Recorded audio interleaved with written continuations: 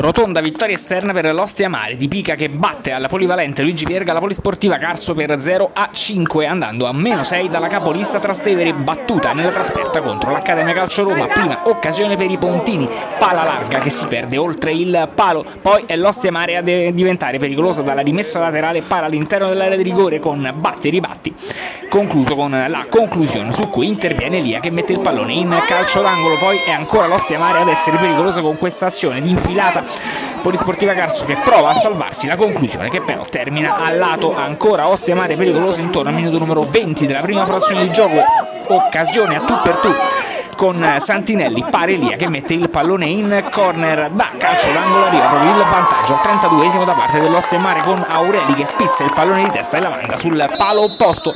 Bianco-viola ospiti che trovano l'immediato raddoppio sul finire della prima frazione di gioco con al 37esimo la rete di Mangione sugli sviluppi di un calcio di punizione. 0-2 da parte del numero 5 in maglia bianco-viola. Immagini che passano alla ripresa con la Polisportiva Carso che prova una timida reazione andando vicina al gol del 2-1. Ostia Mare che riesce a salvarsi, poi la conclusione che termina alta sopra la traversa. Ostia Mare che porta a 3 i gol sulla seconda frazione di gioco. Al settimo è Santinelli in piena area di rigore a mettere il pallone in rete di sinistro per il 3-0 in favore dell'Ostia Mare. Polisportiva Carso anche sfortunata che colpisce una doppia traversa in questa clamorosa occasione.